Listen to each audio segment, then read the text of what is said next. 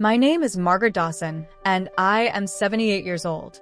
I have lived in the same house for over 50 years, the house my late husband, William, built with his own two hands. That house was not just walls and a roof. It was where I raised my two sons, Eric and James, where birthdays were celebrated, where tears were shed, and where laughter echoed through the hallways. Every Thanksgiving, it was the heart of our family gatherings. Until this year, the messages came one after another, cold and sharp like a knife to my heart. "Don't come, Mom," Eric texted. "We already made other plans," James followed. I stared at my phone, my hands trembling. For the first time in my life, my own children told me I wasn't welcome at Thanksgiving. I thought maybe I had misread it, so I called, but neither of them picked up. Hours passed and still nothing. That night, I sat alone in my kitchen, staring at the photographs on the wall, memories staring back at me like ghosts. You'd think at my age, I'd be used to loneliness. But this was different. This wasn't loneliness caused by loss. It was loneliness caused by rejection. My own blood had cut me out. When Thanksgiving Day arrived, I cooked a small meal for myself. No turkey, no grand table setting, just a bowl of soup and bread. As I sipped quietly, I thought of them laughing elsewhere. Maybe at their in-laws' houses, maybe somewhere fancy. Did they even think of me? Or had I become an afterthought? A burden they didn't want to deal with? But here's where they miscalculated. They assumed I'd sit here in my house, crying, waiting for scraps of affection. They assumed that house would one day be theirs. Eric always joked about turning it into a vacation rental, and James mentioned selling it for something more modern. They thought it was already theirs to claim. They were wrong. Dead wrong. That evening, I called my lawyer, Mr. Kendall, and said, "It's time. Take the house off their names." The silence on the other end was almost as long as my pause before saying it. He knew what this meant. The house title had been in a trust, with their names listed as future beneficiaries. I instructed him to remove them immediately and transfer ownership to someone they never would have guessed. Someone who had actually been there for me. By the time the sun set, the papers were signed electronically. The house was no longer theirs to inherit. When they came knocking someday, expecting a key, they would find a door they no longer had a right to open. But I wasn't done. This was just the beginning. 3 days later, Eric called me, his voice casual. "Hey Mom, hope you had a nice Thanksgiving. We'll swing by next week to pick up a few things." I smiled to myself and said softly, "Sure, sweetheart. Come by. You'll see what I've done." Because when they stepped foot in that house next week, they wouldn't find what they expected. They would find the truth waiting to slap them across the face. And, oh, I had made sure of that. The following week came quickly, and with it, a storm of emotions I couldn't quite name. I spent those days walking through each room of my house, touching the walls, running my fingers along the furniture, remembering the laughter of little boys that once filled those spaces. I remembered how Eric would hide under the dining table to avoid his chores, and how James used to sit on the stairs, waiting for his father to come home. Memories were embedded in every corner, and yet, my sons had already forgotten what this house truly meant. As I looked around, I thought, they see this place as a thing. I see it as my life. That difference mattered. It mattered so much that I knew the decision I made was the right one. I didn't just remove their names from the house. No. I went further. I rewrote the will, leaving everything to a young woman named Claire. Claire wasn't family by blood, but she was more of a daughter to me than my own boys had been in years. She lived next door, helping me with groceries, taking me to my doctor's appointments, even spending time just sitting with me when I was lonely. She never asked for anything, but I could see the struggles she went through as a single mother working 2 jobs. She deserved this house more than anyone. The night before Eric and James were scheduled to visit, Claire stopped by. "Mrs. Dawson, are you sure you want to do this?" she asked nervously, clutching her little boy's hand. I smiled at her. "Claire, you've been more of a daughter to me than they've been sons. You've earned this." They gave up their claim when they gave up on me. The next morning, I baked a pie. Not for them, but for myself. I wanted the house to smell like warmth and comfort when they came, because I wanted them to know what they were about to lose. I sat in my rocking chair by the window, waiting. When their car pulled into the driveway, my heart pounded, not with excitement, but with a strange mixture of sorrow and strength. They got out, laughing about something on Eric's phone, not even glancing at the garden I'd spent all summer tending. "Hey, Mom," James said, walking inside without knocking. "Wow, this place still looks the same." "Of course it does," I replied softly, watching them roam around like they owned it. Eric leaned against the kitchen counter. "So, about the house, Mom, have you thought about getting it appraised? It's in a prime spot and we could." I held up my hand. "Stop right there." They froze, confused. I walked over to the counter and placed a folder in front of them. "Read this." James opened it, and his face went pale. "What is this? You changed the will? You took our names off the title." "Yes," I said, my voice calm but firm. "This house doesn't belong to you anymore. It belongs to Claire." Eric's voice cracked with anger. "Claire? That neighbor? You're giving our house to some stranger?" "She's not a stranger to me," I said, my eyes locked on his. "She's family, the kind you choose when the family you gave birth to stops caring." Their mouths opened, but no words came out. They were stunned, speechless, boiling with rage but powerless. "I told you," I continued, "when you told me not to come for Thanksgiving, you told me what I needed to know. You don't need me, and you don't need this house either." The room was thick with tension, the kind you could cut with a knife. Eric slammed the folder shut and glared at me. "You'll regret this, Mom," he spat. I leaned in closer and whispered, "No, boys. You'll regret it." Just then, Claire walked in, holding the new keys in her hand. "Is everything okay, Mrs. Dawson?" she asked. Eric and James turned to her, their faces red with fury. They didn't know yet that this was only the beginning of what I had planned. Because what they didn't know was that I hadn't just given the house to Claire. I had also prepared something inside these walls that would make them wish they had never crossed me. Eric's face was red with anger, and James's hands were trembling as he stared at Claire. They looked at her as if she were an intruder, even though she stood there with the confidence of someone who finally belonged. "What is she doing here?" Eric growled, stepping toward Claire as though he had any right to question her presence. I stood up from my chair, my voice calm but sharp. "She's here because this is her house now. I suggest you lower your tone when you speak to her." Claire tightened her grip on the keys and held her head high. Her little boy, Michael, peeked from behind her leg, sensing the tension. James sneered. "This is ridiculous, Mom. You're letting some neighbor take everything that's ours." The word ours rang in my ears like a sour note. I stepped closer to them, my eyes burning with the kind of fire only years of sacrifice could create. "Ours? What part of this house is yours, James? The part you never came to visit? The part you abandoned on holidays while I sat here alone? You forfeited your claim the moment you treated me like a burden." They were silent, but their silence was louder than any words. Claire, trying to be kind, said softly, "I don't want to cause trouble. Mrs. Dawson, maybe I should leave." "No," I cut her off. "You stay right where you are. You deserve to be here." Eric clenched his fists. "This isn't over. You can't just—" "Oh, but I can," I interrupted, my voice steady. "And you know why? Because this house was never promised to you. You just assumed it would be handed to you on a silver platter. But life doesn't reward entitlement." The air was electric.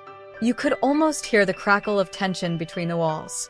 I walked over to the mantel and picked up an old photo, one of them as little boys, grinning ear to ear beside me and their father. I held it up. "You see this picture? This was the last time I remember you both being truly present in my life. Since then, you've drifted away, only coming back when there's something to gain.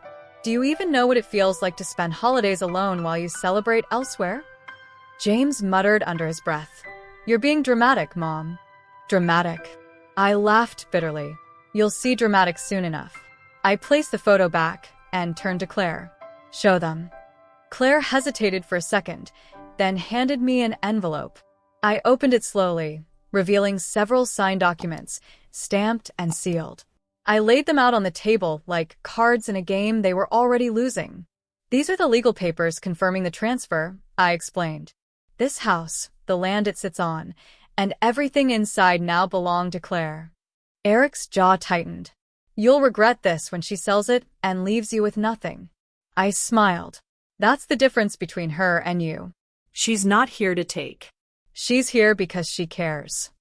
Just then, I revealed another piece of paper they hadn't seen coming, a clause in the transfer agreement. And just so you know, boys, there's a stipulation. If either of you tries to interfere with Claire's ownership, the proceeds from the house sale, if she ever chooses to sell, will be donated entirely to charity. Their faces turned pale. The anger in their eyes was mixed with something else now, fear. James stepped back, shaking his head. You can't do this. Yes, I can, I said, my voice almost a whisper. Because you made me. For a moment, they didn't know what to say. The house was slipping through their fingers and they knew it. But I wasn't finished. Not yet. I looked them dead in the eye and said, Go ahead, boys. Look around. Take it in. This is the last time you'll stand in this house, as if it's yours. The tension was thick, the kind that makes your heart pound in your chest. They turned and stormed toward the door, but before leaving, Eric spat out, You'll regret this, Mom. You'll regret it when you need us. I closed my eyes and replied softly, I already did.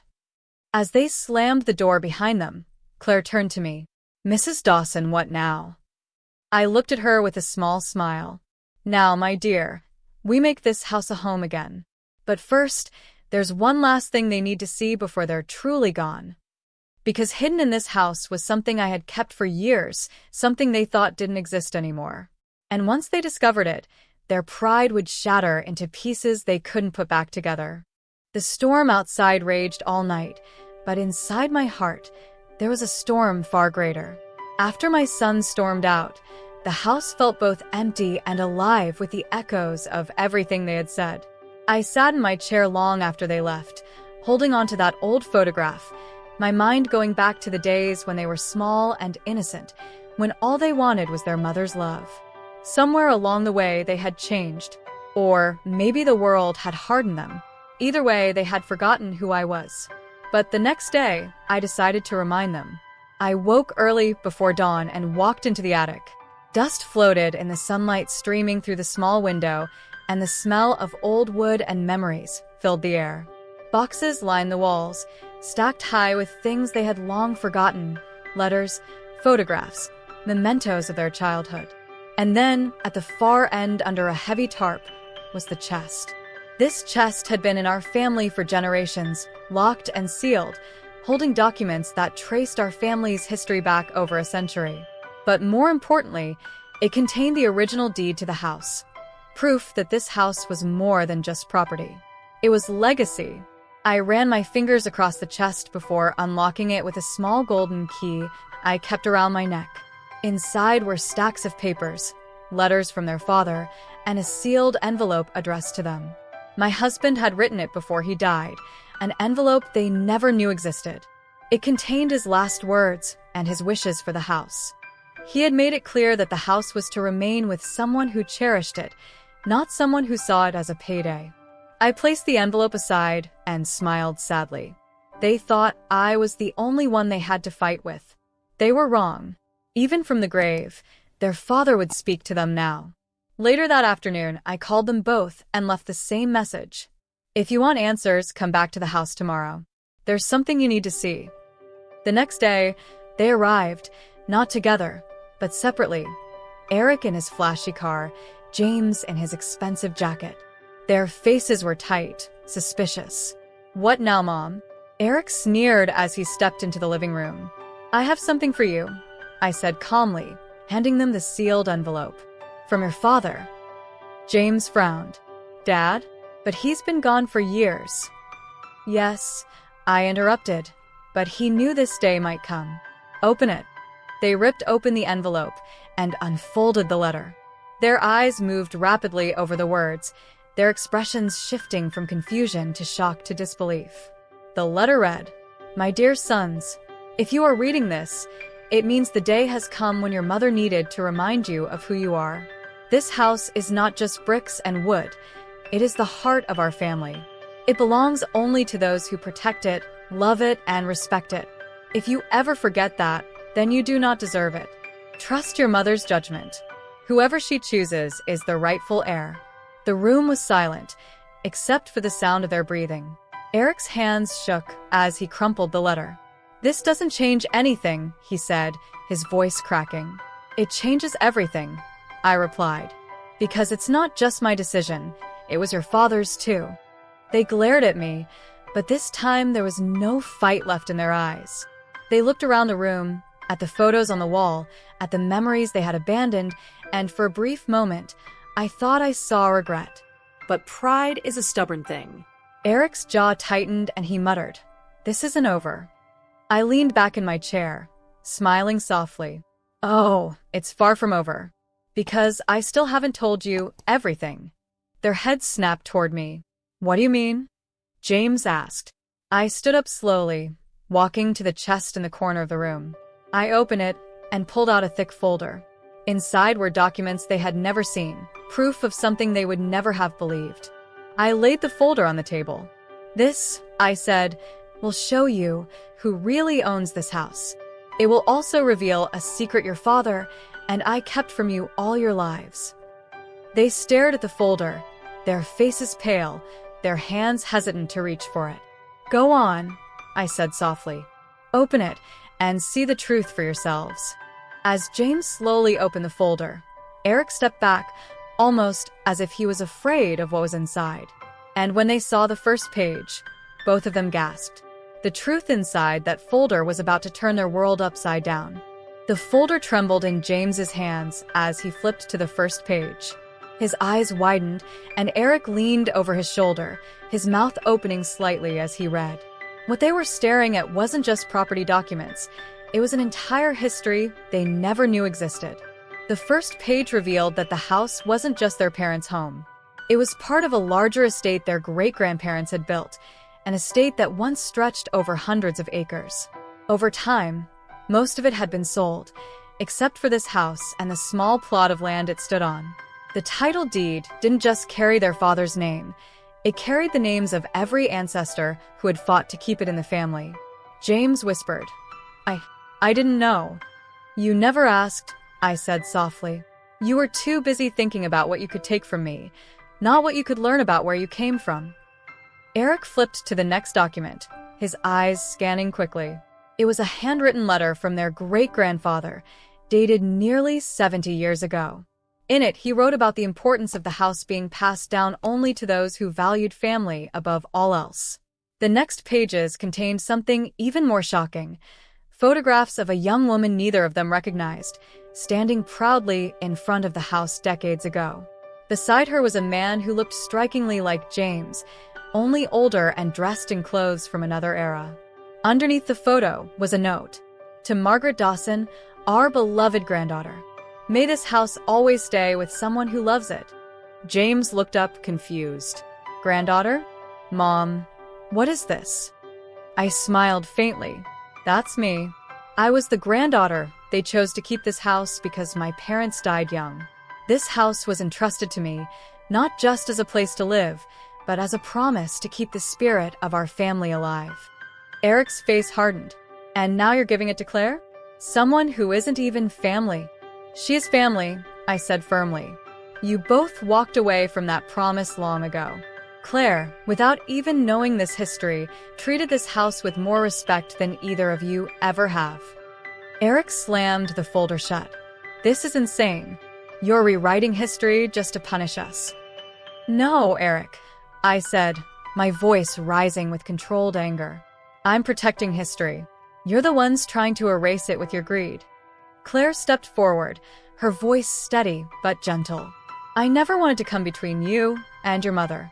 But she chose me because she saw something in me that maybe you forgot you had." The words hung heavy in the air. James looked at her, then at me, his eyes filled with something I hadn't seen in years, guilt. But Eric's pride wouldn't let him soften. "You think this is over?" he said, his tone sharp. You think a few old papers change anything? We'll fight this. We'll take you to court if we have to. I laughed softly, the kind of laugh that cuts deeper than anger. You'll lose, Eric. The law is on my side. And when you do, maybe you'll understand that not everything can be bought or stolen. James looked at me, his voice trembling. Mom, we didn't mean to hurt you. We thought. You thought I would always be here to forgive you. I interrupted. You thought you could take me for granted. Silence followed, thick and suffocating. They didn't know what to say. They stood there like two little boys caught in a storm they didn't see coming. I walked to the window and looked out at the garden, the same garden I planted with their father. There's something else you should know, I said without turning around. Your father left something here before he died. Something neither of you ever knew existed. They exchanged puzzled glances. What do you mean? James asked. I turned back to them, my eyes narrowing slightly. He hid something in this house. Something that will prove once and for all that this home belongs only to those who understand its value. I know where it is. Do you? Eric stepped forward, suddenly tense. What are you talking about? You'll see, I said, my voice calm but laced with mystery. Tomorrow I'll show you. Be here at noon. Don't be late. They left the house in silence, their expressions dark and conflicted. For the first time, they were scared, not of losing the house, but of losing the last connection they had to their father. That night, as I prepared for what was to come, I whispered to myself, tomorrow they'll finally understand. Because hidden deep within the house, behind walls they had never bothered to look at, was something that would not only shatter their pride but also force them to face the truth about themselves. The morning of the reveal came heavy with tension. The sky outside was gray, clouds hanging low as if they knew what was about to happen. I woke up earlier than usual, sipping my coffee slowly while my hands trembled, not out of fear, but out of anticipation. Today, everything would be laid bare. At precisely noon, I heard the sound of 2 cars pulling into the driveway. Eric stepped out first, wearing a cold expression, followed by James, whose face was a mixture of dread and curiosity. They didn't say a word to each other as they walked up the steps. You're on time, I said when I opened the door. Good. Follow me. They hesitated but eventually followed as I led them through the living room and into the hallway that led to the basement. Claire stood quietly in the corner, holding Michael's hand. Her presence only fueled their irritation, but I didn't care. She had every right to be here. We descended into the basement. The smell of old wood and damp cement filled the air. Boxes were stacked against the walls, and a single light bulb flickered above. At the far end, behind a wooden shelf, was a section of the wall that looked slightly different from the rest, an older patch, sealed long ago. Eric frowned. What is this? Some kind of show. Patience, I said, pulling out a small hammer and chisel from a nearby toolbox. Your father left this behind before he passed. He told me never to open it unless the day came when his sons forgot who they were. James shifted uncomfortably. Mom, what's in there? You'll see. I chipped away at the plaster, piece by piece, until the old patch gave way, revealing a small compartment hidden inside the wall. Dust filled the air as I pulled out a weathered wooden box. My hands shook slightly as I set it on the table in front of them. This is your father's legacy, I said softly. Eric stepped forward, his jaw tight. Open it. I did. Inside was a collection of items, an old journal, a bundle of cash wrapped in faded paper, and a velvet pouch containing an antique key. On top of it all was another letter addressed to them in their father's handwriting. James's voice cracked as he whispered, Dad's handwriting. Eric snatched the letter and tore it open, reading aloud with a shaky voice. My sons, if you are reading this, it means you have lost your way. This house, this family, was built on love, not greed. The money you see here is not wealth, it is a test. Whoever thinks this is enough to replace the love of family has already failed. The key you hold opens a door in the attic, a room you have never seen. Inside, you will find the truth about our family's legacy. If you want to claim this house, prove you deserve it, Not with words, but with actions. James swallowed hard. The attic. I nodded. Yes. But be warned, what you'll find up there might hurt more than it helps. Without another word, Eric grabbed the key and stormed up the stairs. James followed, while I walked behind them slowly, my heart pounding. Claire stayed back, knowing this was a moment meant only for us. We climbed into the attic, the wooden stairs creaking under our feet. The air was thick with dust, and sunlight streamed through the small window. At the far end was an old door they had never noticed before, its lock rusted but still intact. Eric jammed the key into the lock and twisted. The door creaked open, revealing a small hidden room. Inside were shelves filled with more documents, photos, and a large chest. The air smelled of old paper and forgotten time. James stepped inside first, his eyes scanning the room. "What is all this?" I whispered. "This is the heart of our family's history. Your father preserved it, so you would understand where you came from." Eric opened the chest, and inside were stacks of letters, photographs, and legal documents that painted a picture they had never seen before. Stories of sacrifice, letters from ancestors during wartime, deeds to land that had once been vast and thriving, and journal entries detailing how every generation had fought to keep this house alive. But among the papers was something else, an old, faded photograph of their father standing with a young woman they didn't recognize, holding a baby. Written on the back were the words, "For my sons, when they are ready to know the truth." James picked it up, confused. Who is this?" I took a deep breath. "That's the truth your father wanted you to find. That baby isn't either of you." Eric's face twisted. "What are you talking about?" "That baby," I said, my voice trembling, "is your father's child. A child he had before he met me. A child who grew up never knowing this house, never knowing their father. And that child had a daughter, Claire." They froze, staring at me, their world shattering with each word. "Yes," I continued. "Claire is your half-sister's daughter. She is blood. She is family. And she is the rightful heir to this house." The room fell silent. Eric's face went pale, and James staggered back, gripping the wall. Everything they thought they knew was collapsing around them. "You see," I said softly, "this house was never just yours to take. It was meant for someone who understands family.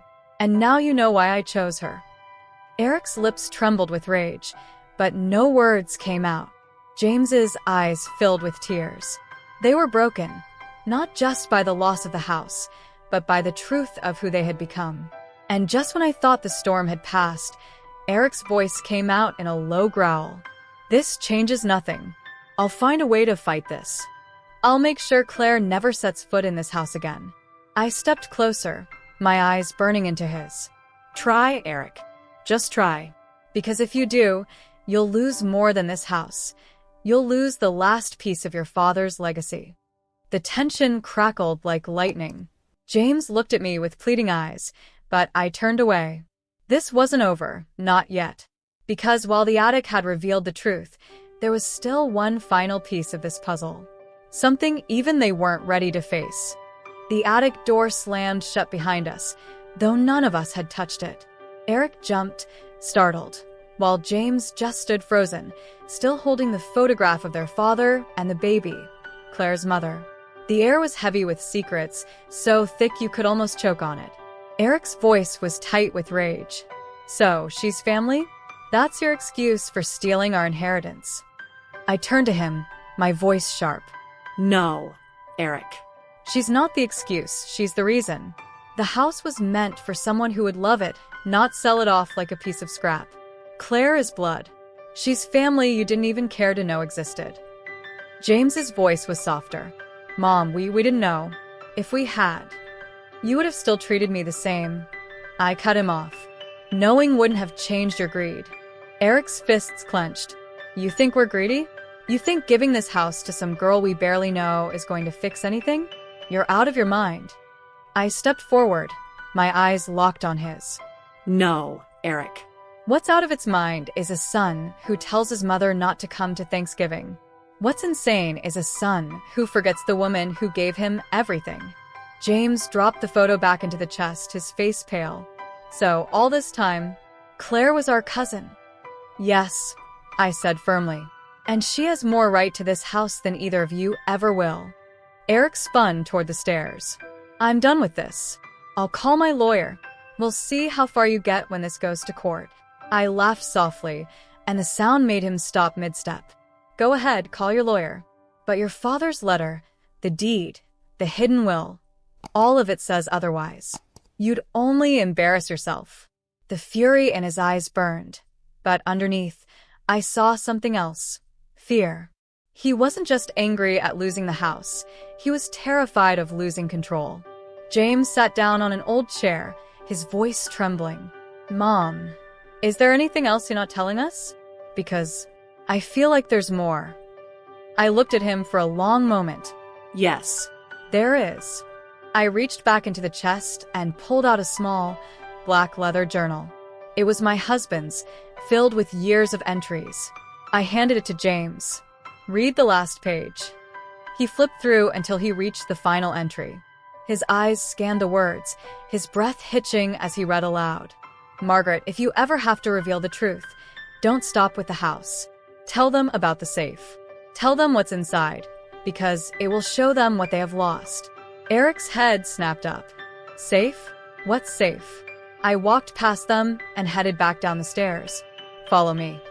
We moved to my bedroom, where I pulled back an old rug to reveal a trapdoor in the floor.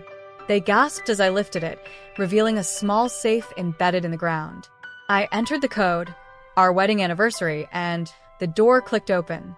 Inside were several envelopes, each labeled with one of their names, and a larger envelope labeled Final Truth. I pulled it out and held it tightly. James asked, "What's in there?" I looked at them both, my voice low and steady. The last thing your father wanted you to know. Something that will either break what's left of you, or make you realize what really matters. I tore open the envelope. Inside was a single sheet of paper and an old photograph. The photo showed your father, much younger, standing in front of this very house, smiling with pride. The paper was his final note, and I read it aloud. If you are reading this, it means the house has been handed to the one who deserves it. Eric, James, you are my sons, and I loved you more than life itself. But love isn't blind. I saw what you became. This house was never meant to be a prize. It was meant to be a reminder of love, family, and sacrifice. If you can't see that, then you don't deserve it. And if you try to fight for it, you will lose everything, including the small inheritance I left for you. I left it hidden under the old oak tree, only to be claimed if you prove yourselves worthy of forgiveness. Eric's eyes went wide. The oak tree? What is he talking about? I smirked. The oak tree in the backyard. But don't think it's that simple. The inheritance isn't money or gold. It's something you can only claim if you do what he asked, earn forgiveness. James whispered, "Mom, what do we have to do?" I stepped back. That's for you to figure out. But know this, you have one chance. Fail, and not only do you lose the house, you lose everything your father left behind. Eric glared at me. You're bluffing. I held his stare. Try me. The room was silent, tension suffocating every corner. James looked conflicted, while Eric's pride burned hot. They both knew they were at a crossroads, redeem themselves or destroy what little was left of their legacy.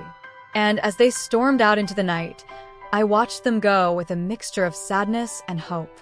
Because hidden beneath the oak tree was something that would test not just their resolve, but their very souls. The night was cold, the air sharp with the smell of damp earth as Eric and James stood in the backyard staring at the towering oak tree. Its branches swayed in the wind like it was guarding a centuries-old secret. The moon cast an eerie light on the ground, illuminating the space where their father had hidden something they couldn't quite understand yet. Eric kicked at the soil with his shoe. "This is ridiculous," he spat. "She's playing games with us. There's nothing here." James shook his head, gripping the shovel he had brought from the shed. "You heard what Mom said. Dad wouldn't have mentioned it if it wasn't important." With a frustrated sigh, Eric grabbed the other shovel and began digging angrily.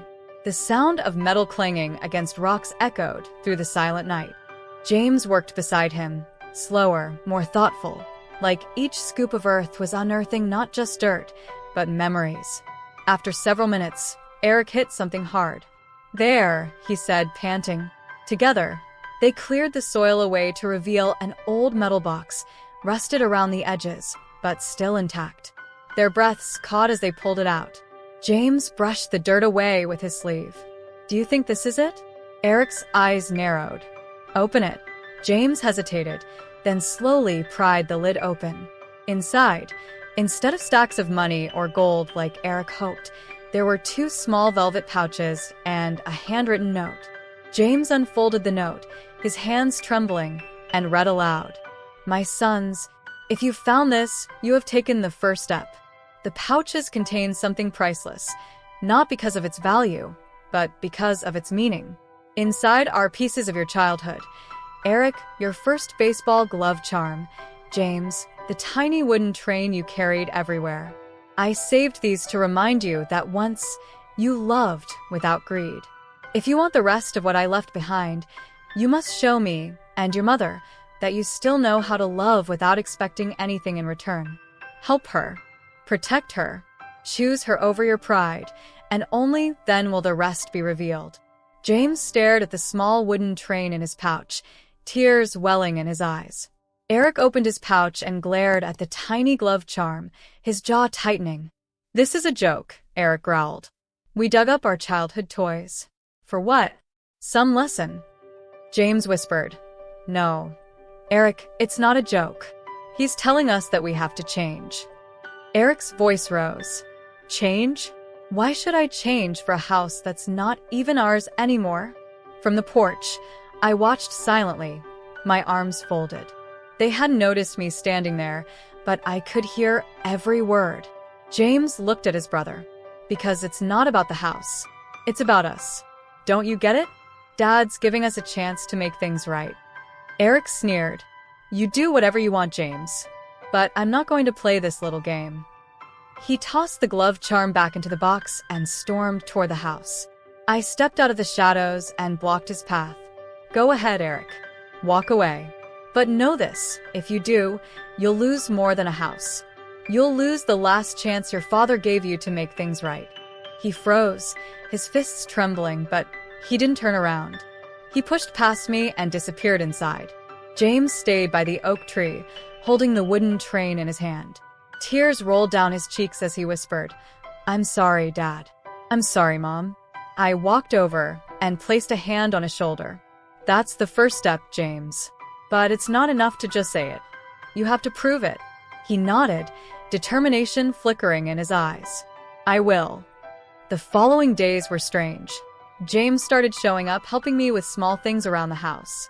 He fixed the broken fence, mowed the lawn, and even sat with me over coffee, asking questions about our family's past. Eric, on the other hand, grew colder, plotting something behind the scenes.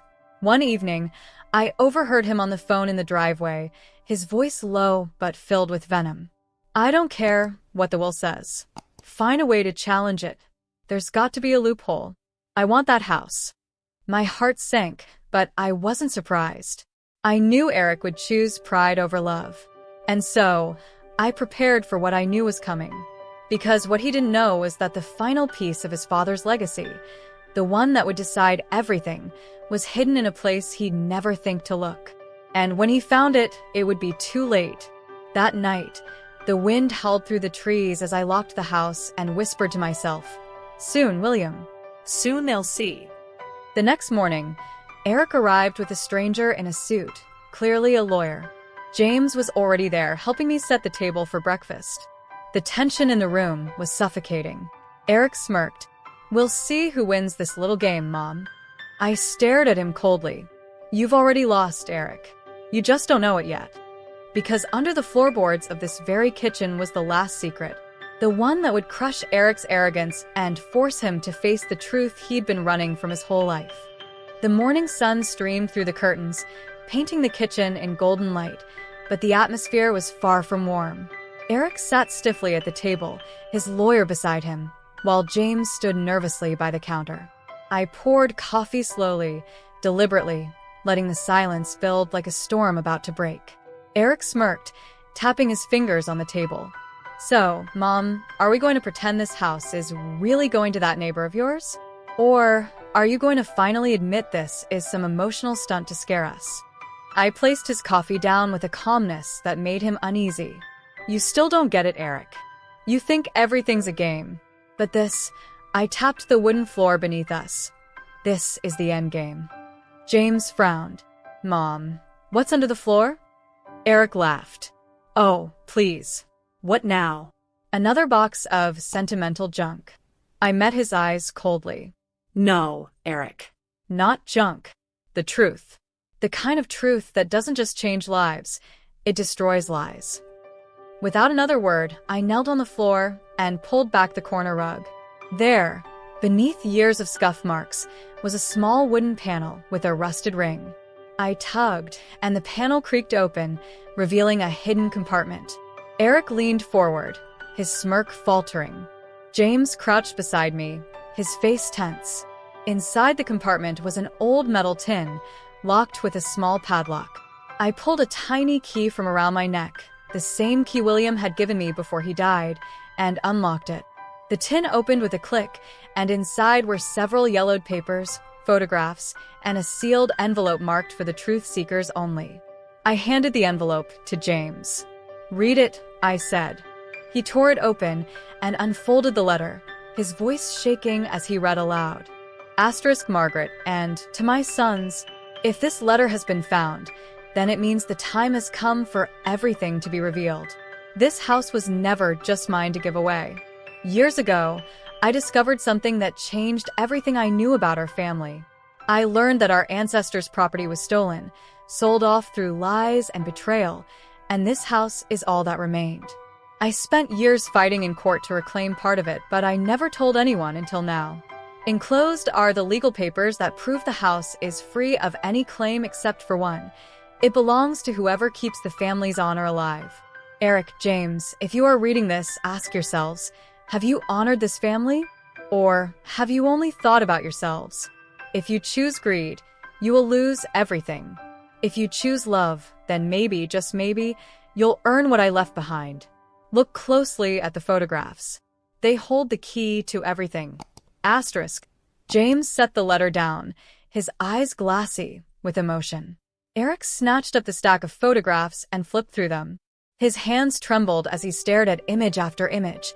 Pictures of the house being rebuilt after a fire decades ago, photos of ancestors signing deeds, and finally, a picture of William standing with a lawyer, holding a document with a large stamp. Property secured, for the Dawson line only. Underneath was a second letter, this one notarized. It stated that the house had a living trust clause, ensuring it could never be sold or transferred to anyone outside of the Dawson bloodline, unless by the matriarch's choice. Eric's eyes widened. This means you can't just give it away. I smiled thinly. Read the last line, Eric. It says the matriarch, me, has the right to decide who inherits. Claire is blood. You are too. But you've shown me you don't deserve it. Eric's face went pale. His lawyer shifted uncomfortably, whispering something to him. James spoke up, his voice trembling but strong. Eric, she's right. We've been awful. We treated her like she didn't matter, and now we're losing everything because of it. Eric glared at him. Shut up, James. You're pathetic. No, Eric, James said firmly, standing taller than I'd ever seen him. You're the pathetic one. I'm done siding with you. I'm going to make things right with Mom, even if you don't. The tension snapped like a whip. Eric's face twisted with rage, and he slammed his fist on the table. This isn't over, he shouted, grabbing the papers and storming toward the door. Go ahead, I said calmly. Take them. But remember, the court will side with the truth, and the truth is on my side. He froze, his hand gripping the doorframe, then stormed out, slamming the door behind him so hard the walls rattled. James looked at me with tears in his eyes. Mom, I'm so sorry. I hugged him tightly. It's not too late for you, James. Prove to me and to your father that you've learned something. That night, Eric's car screeched out of the driveway, leaving a trail of dust and fury. But I knew he wasn't gone for good. He would come back, and when he did, it wouldn't be with peace. Because Eric was planning something. Something that would push this conflict to its breaking point.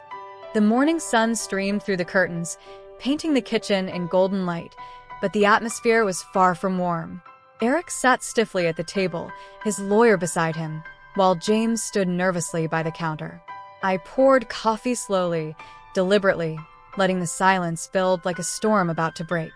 Eric smirked, tapping his fingers on the table. So, Mom, are we going to pretend this house is really going to that neighbor of yours? Or are you going to finally admit this is some emotional stunt to scare us? I placed his coffee down with a calmness that made him uneasy. You still don't get it, Eric. You think everything's a game. But this, I tapped the wooden floor beneath us. This is the end game. James frowned. Mom, what's under the floor? Eric laughed. Oh, please. What now? Another box of sentimental junk. I met his eyes coldly. No, Eric. Not junk. The truth. The kind of truth that doesn't just change lives, it destroys lies. Without another word, I knelt on the floor and pulled back the corner rug. There, beneath years of scuff marks, was a small wooden panel with a rusted ring. I tugged, and the panel creaked open, revealing a hidden compartment. Eric leaned forward, his smirk faltering. James crouched beside me, his face tense. Inside the compartment was an old metal tin, locked with a small padlock. I pulled a tiny key from around my neck, the same key William had given me before he died, and unlocked it. The tin opened with a click, and inside were several yellowed papers, photographs, and a sealed envelope marked for the truth seekers only. I handed the envelope to James. Read it, I said. He tore it open and unfolded the letter, his voice shaking as he read aloud. Asterisk Margaret, and to my sons, if this letter has been found, then it means the time has come for everything to be revealed. This house was never just mine to give away.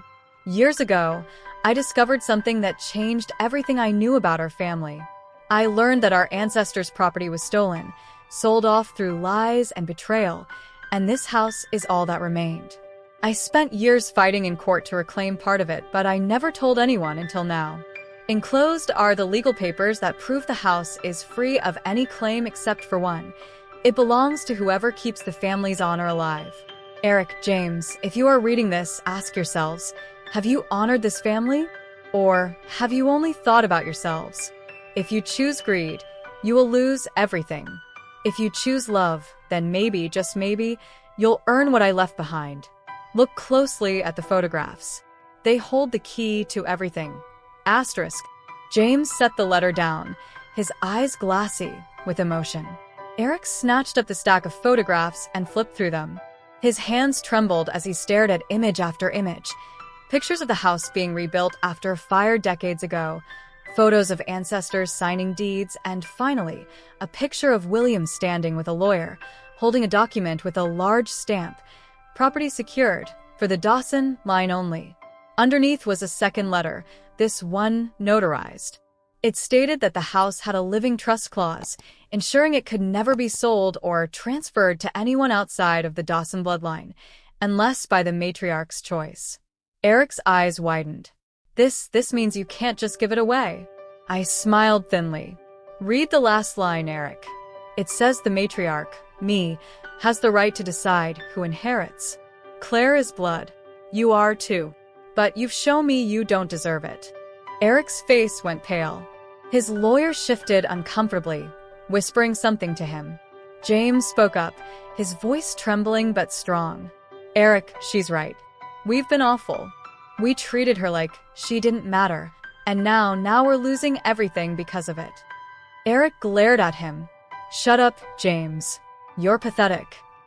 No, Eric, James said firmly, standing taller than I'd ever seen him. You're the pathetic one. I'm done siding with you. I'm going to make things right with Mom, even if you don't. The tension snapped like a whip. Eric's face twisted with rage, and he slammed his fist on the table. This isn't over, he shouted, grabbing the papers and storming toward the door. "Go ahead," I said calmly. Take them. "But remember, the court will side with the truth, and the truth is on my side." He froze, his hand gripping the doorframe, then stormed out, slamming the door behind him so hard the walls rattled. James looked at me with tears in his eyes. "Mom, I'm so sorry." I hugged him tightly. "It's not too late for you, James. Prove to me and to your father that you've learned something." That night, Eric's car screeched out of the driveway, leaving a trail of dust and fury. But I knew he wasn't gone for good. He would come back, and when he did, it wouldn't be with peace. Because Eric was planning something. Something that would push this conflict to its breaking point.